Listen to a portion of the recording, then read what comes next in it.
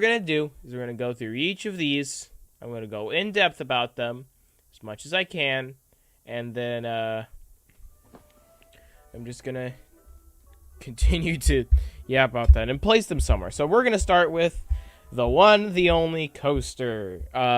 My home commuter rail. I'm going to not be biased because, to be perfectly honest, I crap on this thing so much I don't think it's that hard to be biased about this, to not be biased about this. So, what is Coaster? They're a commuter rail running from San Diego to Oceanside via all the places in between. Oh, we'll get to Ace. They use a fleet of Siemens Chargers and Bombardier cars, soon to be CEM Bombardier cars. And so what I'm going to look at everything here is I'm going to look at it in essentially a conventional format. I'll do a bit of rail fanningness because some of these are the rail fanning tier would kind of save them a bit because some of these things are kind of interesting. Yeah, so Coaster, I feel like it is like the definite. It's like McDonald's. Coaster is like McDonald's. It's there when you need it. You wouldn't call it amazing. It's not great, but it doesn't suck. They're okay. It is just the definition of average. Coaster is. Their horns are average. Their equipment is pretty average. Well, with the exclusion of 2304 and the F-59s, which haven't been used in ages, but they look like they are, they are deteriorating like hell. So they're not going to be coming out anytime soon, and I'll tell you that right now. In fact, hold on. I'm going to real quick add another tier. This one will be saved for a very specific someone. With that, we can now put Coaster directly in the middle. Because that is where, it is the definition of average. I personally think, they aren't really that good with staff, NCTD just as a whole. They're not something you want to... NCTD isn't an organization you want to work for you want to plan to work for ages, because the retirement sucks. The way their staff are kind of sucks as well. Just in general, they're not great. They'll also yell at you if you do certain things, which, what the hell. So, yeah, they're not great, but they're not horrible. So, Coaster goes directly in the C tier. Now, next up, we've got Crinkle Wrinkle Metrolink. Metrolink is they're just Coaster, but upsized and with way more stuff and way more notability. Now, for Metrolink, the horns, not great. The equipment... The F-125s have been working okay recently. Granted, when the F-125s are in extreme heat, they die. They die hard. So that is a bit of a problem. Their equipment, past just the rail fanning scale, is okay.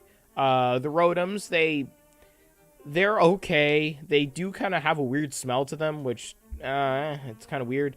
The old Bombardier cars, though, oh my god, they need to... Those things need to be referred real quick. Their paint is...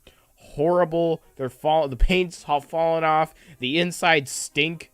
Oh god, the old Bombardier cars. Yeah, they need to get to refurbishing those quick, and they are, which is good. I'll also include Aero in this because it's close enough. Aero, I think, is what Metrolink should strive for. It's modern. It's relatively fast. It looks nice. In fact, I'll be seeing that on Friday.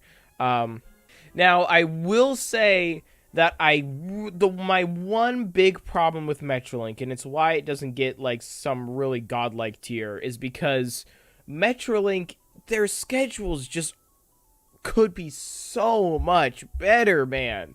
Their schedules are just they're so close to perfect, but they're not.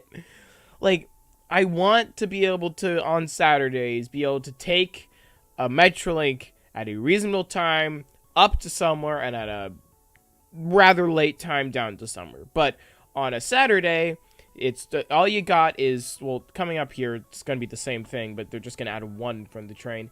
It's 661 is the earliest if you want to drive up to Oceanside, because I live in South County, so I have to take Coaster or something else. So 661 is the closest thing I can take, and then I have to take 668, which is a 4 p.m. departure from LA. So I'd like always miss 785 and 587, also known as some of the best trains of the day. So like, and the other schedules are just like that. I like the code share with the Ventura County line. I personally think they should do that with the OC line too. The code share, like Oceanside to LA, because that would kind of ease off on the schedules. But like, if you're not gonna do code share on the OC line and the IOC line, then please improve the schedules and the Riverside line. The Riverside line. It's like the butt of all jokes. Just the Riverside line. The Riverside line. Oh my god. So yeah, Metrolink, I think it's above Coaster because they have farther range. Their equipment is a bit farther, like, better. It's old, it's newer-ish, except for their locomotives are pretty much the same age. I'll put Metrolink in B tier. It could be so much better, and that's why I don't put it in A or S. Because it's so close to A. It's so close, but it's just not there. It's like, you're just so close to being a beautiful A tier commuter rail, but it's just not. And now we get into our first Amtrak service, Pacific Surfliner. So, if you would ask me about Pacific Surfliner a year ago, I think my response would be very different. And I unfortunately mean that as in it's kind of worse now. And that's mainly because of the rampant equipment issues. In fact, today, 580 had mechanical issues, and it's like really late now. So, yeah, it ain't getting any better. It's pretty obvious that the Charger Surfliner uses were rushed like hell and are pretty cheap as a whole. And that is really starting to show this year, as I mentioned in my Surfliners Cooked video, because oh my god, the mechanical issues are horrible now. Like, what, 2113 recently just went out hard. 2118 and 2109, like, 2109 straight up caught fire. 2118 spewed oil out of the top of it, and it was out for like 2 weeks. I don't know what's going on with 2113. 2121 and 2117 have been out for... 2121 has been out for like 6 months-ish. 2117's been out for like 3 years. What else we got? And then the cab cars, unfortunately, are not much better. 6907 cannot... Like, its headlights are horrible. Like, it just can't work right. It's just... the 6907, like, if you see 6907 now, be glad, because you know for a fact that thing, 2 days later, it's gonna be sandwiched again behind an NPCU or a locomotive or something, because 6907, like, its headlights always go out. If you notice in some of my videos of 07, you'll notice, like, its right headlights out. That's just a thing that it recently got refurbished too, 07. Like, it just came out of refurbishment. I don't know what they did at 8th at Beach Grove, or if it was something different, or like if it was just a problem that was just going to get worse and they couldn't do anything about it, but they really needed to look at the headlights more with 07. Yeah, but anyway, for the rest of Surfliner, I personally think they need more trips going between San Diego and Goleta, San Diego and San Luis Obispo, or just LA and Goleta, and LA and San Luis Obispo.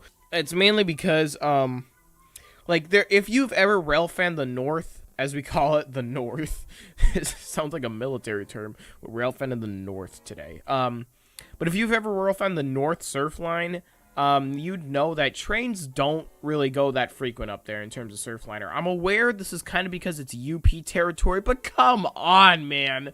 UP runs, like, 2 trains there, and they're, like, tiny little locals. Or they're not tiny little locals. They have some girth to them.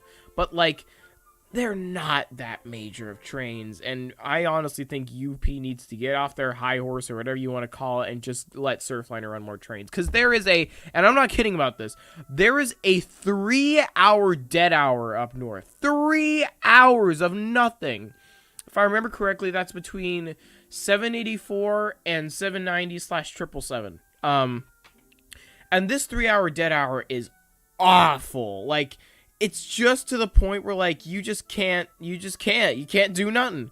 And, like, and the thing is, like, it's a 3-hour dead hour because no UP trains are running during that time. So Surfliner could easily run another full round trip in that time, but they don't. Partly because of the shortage of equipment, but also because, like, you just can't. In my personal opinion, once Arrow gets in full swing, maybe Surfliner can, maybe possibly just maybe borrow an Arrow set and send it down here, maybe make some more round trips, because we're gonna need another. If we can't get any more Surfliners and Chargers, we're gonna need another, like, some low level equipment if we want to do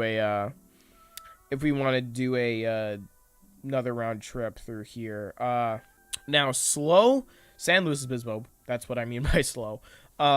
Just more trains, like just one more round trip would be fine. I know that Goleta to San Luis Obispo is their lowest ridership segment because, like, no one really likes to go up there. But, like, if we could just get, like, one more round trip, like, say I don't know, like a I don't know where I'm going with it. Like, I don't know, 12 p.m. southbound from San Luis Obispo, and maybe like maybe like expand 785 up to San Luis Obispo or something like that. I don't know. Past that, the views on Surfliner are beautiful. The cafe car, it works. Gives you food on board. Obviously not as luxurious as the long distance services, but it works. It's good. Frequency is okay, hourly, bi-hourly. It's also daily schedule, which is really good. I personally don't like services that, like, lower service on weekends or change service depending on the day of the week. I don't like that at all. It just makes things less convenient, because, like, if you're, like, this has happened to me before with, like, Coaster. I've almost missed my train multiple times because I was thinking it was a weekday when in reality it was a weekend. It's not that, like, major, but I feel like it could be a lot better. But anyway, with all that being said, I feel like this is about to be pretty unpopular here, but given the equipment issues, given how much this service could be so much better, I wish there was a tier, like, right here, in between C and D. But I'm gonna have to put in more of C than D, but I just feel like this is a low C, Surfliner is. It just, it could be so much better, so much better, so much better. And I want it to be better. I want it to be better so much, because this could be a great service. Amtrak just needs to, I don't know what you're going to have to do. I know that they brought 301 down here recently, because that, like, fun fact, 301 is like a model charger for, like, the whole Amtrak system. So if you see 301 coming to your area, that's not just because they want to be foamy, but it's also because they're probably using it as, like, a benchmark to see how can we fix the chargers. So yeah, maybe they can use some of what they learned from 301 to fix some of their stuff, but I'm just praying that they can do something so we could get some more services in here, make service more reliable. Yeah, but anyway, now on to the 3 long-distance services. I put them all next to each other because of ease of use. The Southwest Chief is the next one. Yeah, that's what that is. So, the Southwest Chief. So here's where I'm going to stop ranking off of, like, frequencies, because obviously the Southwest Chief would just go down here if we wanted it to be, what was those frequencies? Instead, I'll go off of everything else. Southwest Chief uses, as expected, Superliners and P42s. No ALC 42s yet. Fun fact, the reason why the Sunset Limited and the Southwest Chief don't have ALC 42s yet, but the Coast Starlight does, is because ALC 42s don't have, like, an ATS mount, or whatever you want to call it. Basically, ALC 42s can't use ATS, and if Amtrak wants to run 90 on the Southwest Chief line because of some goofy BNSF rules, the ALC 42s have to get mounts for those, which at the moment they don't. They'd have to modify them all to get that, which I'd imagine Amtrak is going to do at some point. But unfortunately, or at least at the moment, the ALC 42s are not coming with those kind of modifications. I'd imagine at this rate, Amtrak has probably told Siemens, hey, Can you put this on here? So maybe like, I don't know, the 380 and up series are gonna have those, so they could finally run them on that territory. It's more of just that BNSF doesn't want to use BNSF doesn't want to fully use PTC. Instead, they just want to use ATS. So they don't use ALC42s yet, and they're not going to for a hot minute. The P42 horns are nice. It works as a service. It's nice. It can get you from. It's not here. If you're taking the Southwest Chief to Chicago, you are not in any rush, and you've got a lot of money to not be in any rush for. So it's more of like a thing to just enjoy the journey, less of we got to get to Chicago, or just anywhere in between there. I want to take the Southwest Chief sometime. I really do. I just can't find any reason to, because it's kind of hard to find a way to take it without needing to like break the bank. But I'll find some way probably. Anyway, so with that being said, I think if you want to view the Southwest Chief as like a big long distance line, it is amazing. I will say this, the Southwest Chief has beautiful views. It's got beautiful stuff. I just think that because it's an Amtrak long distance line, it can go into A, not S, because it will, again, as I said, it's an Amtrak long distance line. It can have huge delays. In fact, recently, I don't know what's been causing this, but P42s have been dying like crazy. Not like crazy, like Surfliners Chargers crazy, but they've been dying a lot, like a concerning amount on the Southwest Chief recently. Like, there have been way too many BNSF leads on the Southwest Chief recently because P42s have been dying out. But I don't know. I don't know what's causing that. I hope it's not that bad. I really don't. But yeah. Next, oh boy, it's the Sunset Limited. I so badly just want to place this now just to be funny. Oh, the Sunset Limited. It's just so goofy. Like, the schedule for the Sunset Limited, it doesn't even depart every day.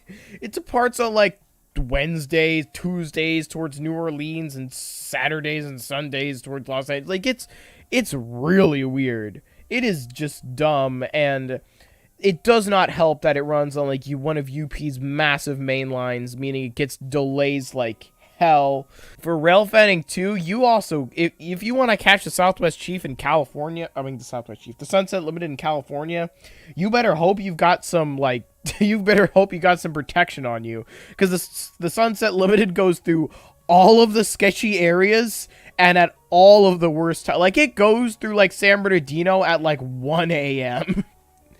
It leaves LA at 10 p.m. and gets there at like 2 a.m. Like, it's just such a weird service. They really need to do something about the schedule. So, if you couldn't have already seen this coming, Sunset Limited, hell to the no. I don't care how much you want to argue that, oh, it's got some cool views, or, oh, the dining class is it. No, Amtrak has got, like, I know I said I wouldn't dabble with schedules, but this is just bad for long distance services, too.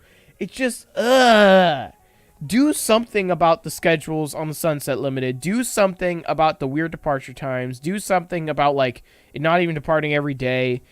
Do something about do better, Amtrak, do better. Now, time for the last long distance line. Oh, this music should have been playing like before when we were ranking the Sunset Limited, but I don't know. I guess we're doing this now. Some goofy music for the Coast Starlight. The Coast Starlight. We've got. It's cool. It uses ALC42s, so it looks nice and modern. I will say the ALC42s, contrary to what I've been hearing on, like, I don't know if it's the Empire Builder or something else.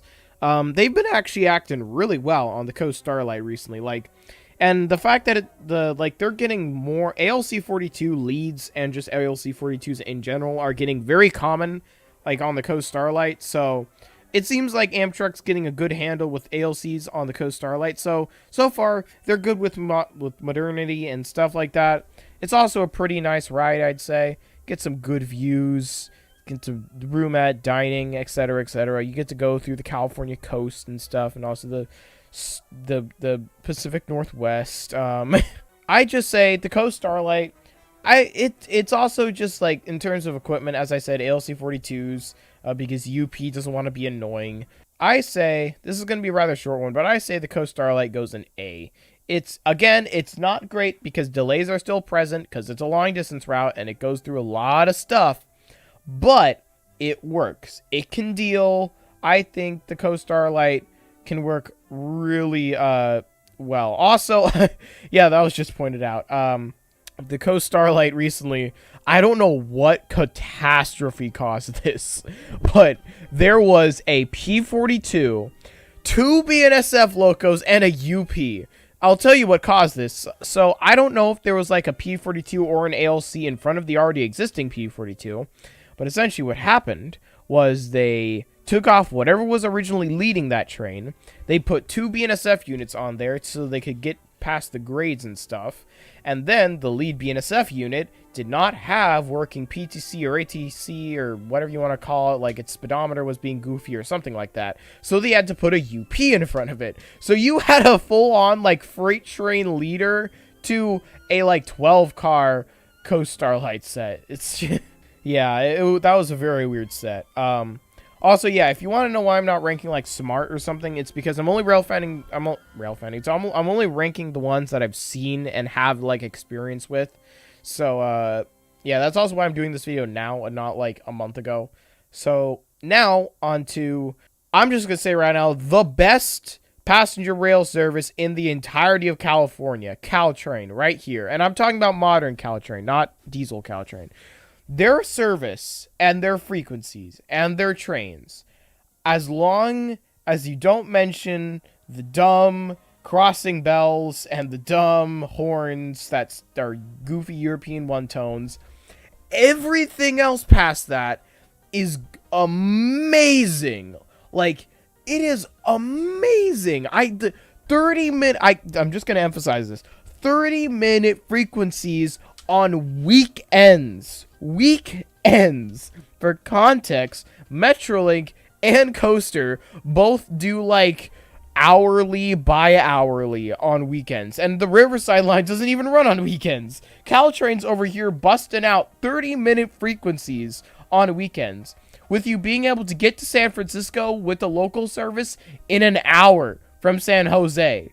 Like, that is amazing. That is actually really competitive with driving. Like, genuinely.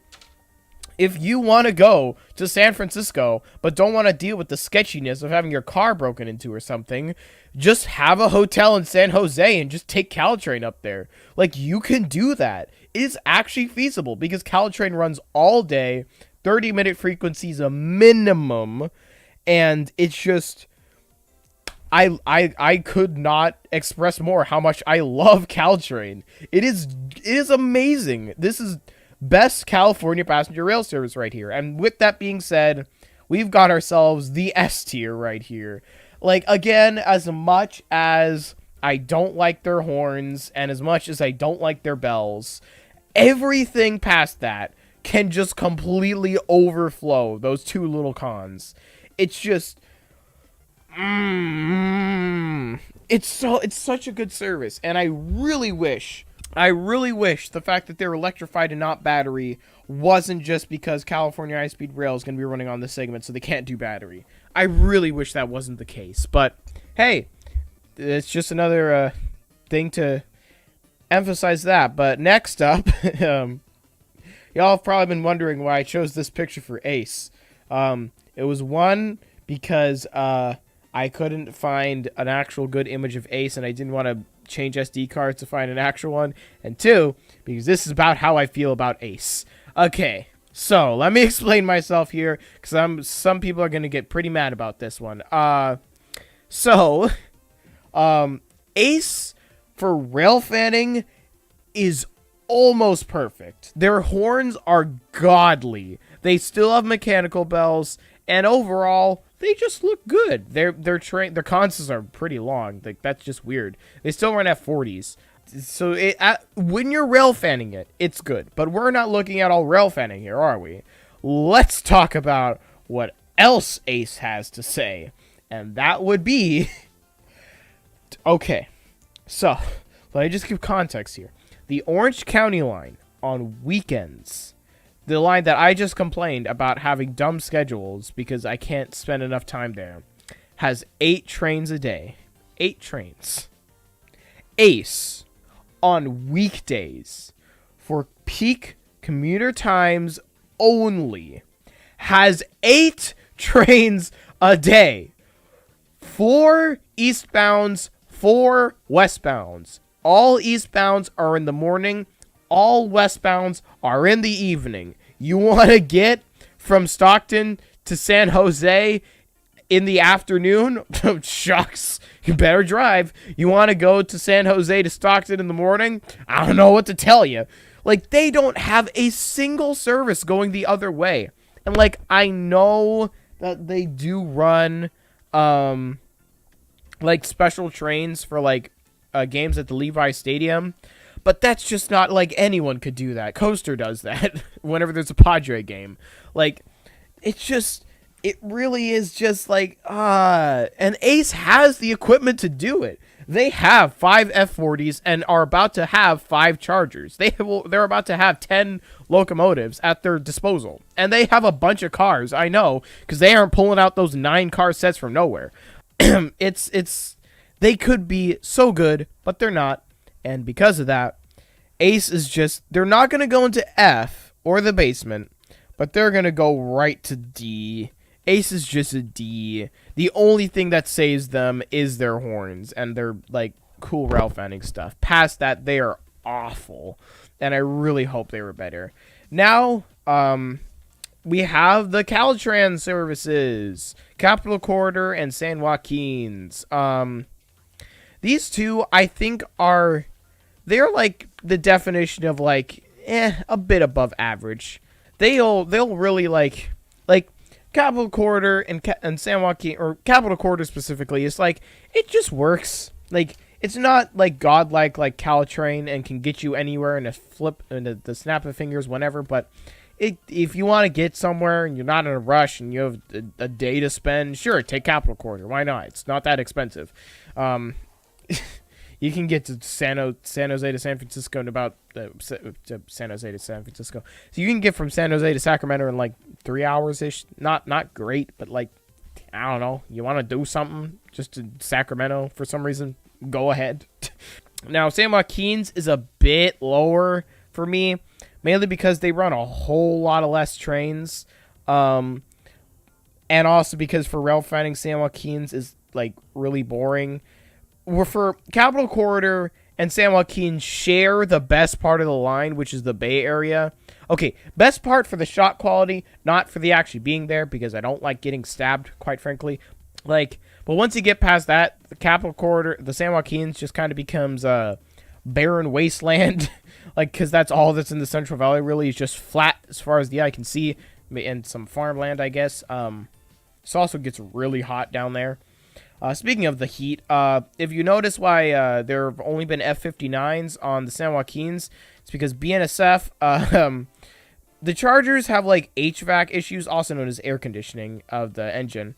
Chargers have HVAC issues in extreme heat conditions. I don't know what causes it. I don't know if the ALC-42s have it or if it's just an SC-44 problem, or correction, an original SC-44 problem. But whatever it is, BNSF has temporarily banned the Chargers off their Bakersfield sub until Amtrak can get that problem fixed, or until the temperature drops. At this rate, it's probably going to be when the temperature drops. So, yeah, in terms of rail fanning, it's just F-59s and Chargers. Cool, they still run the F-59s, but their horns are okay. There's like two F-59s that still run that I'd say I actually genuinely really like. Past that, they're all like, okay. The Chargers are, okay. The 2107, it actually sounds pretty good, I'll say that. 2107, it's Cord, it's K5LA, sounds really nice. Even for, like, raised letter standards, for those of you who, like, despise raised letters out there, like, it actually sounds, like, good. Like, it has tuning, it sounds good, like, I don't know what to tell you. It's a good raised letter, 2107. But yeah, for that, we're going to put both these in at the same time. Capital Corridor, I'll give a B, because it's above. And then San Joaquin's, I'll give a C. And with that, that's all we got. There's my tier list. This is pretty much how I can imagine these services. In fact, hold on. Let me just make some final adjustments here of how I think things are. Yeah, seems about right. Nothing went into Ace right now. Nothing went into F tier. Just the basement. But you can kind of just call basement just F tier part 2. Electric Boogaloo. But yeah, I may do another tier list video like this. I don't know. I'll just see about it. But I'll also mention this video isn't done yet because I have to real quick go on a quick rant about the food I just had. This doesn't relate to the tier list at all. I just want to talk about this. Before I started the stream, I was feeling daring, okay? I was like, I'm gonna order Shake Shack. I've heard some good things about this place, so I might as well. I order via DoorDash. I have like this Dash Pass thingy that like takes some money off of the final price to get a better deal. So I put in an order. Okay, remember this. I put in an order for fries, a burger, just a simple burger with no attachments, by the way, and a shake, a chocolate shake. That comes out to $34. $34. What the hell? That should have been like 15. That's just, it's just, oh my god. It just, inflation sucks, man. $34 for 3 items, a burger, a shake, and fries. That should not be that expensive. The burger was $7. The shake, the chocolate shake, was $7. No, not even like 7. It's like $6 or $7, $8. One of those 3. Like, what in the hell?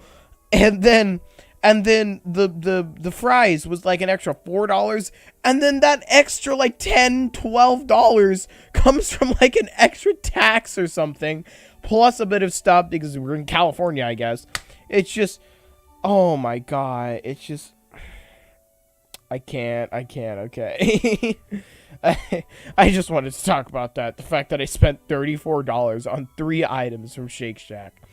But yeah, so hope you like this tier list video. This is probably more of a short stream. In fact, I can check right now how long this was. Yeah, about a 40-minute-ish stream. So, wasn't that insane. So yeah, that's pretty much the end of the stream.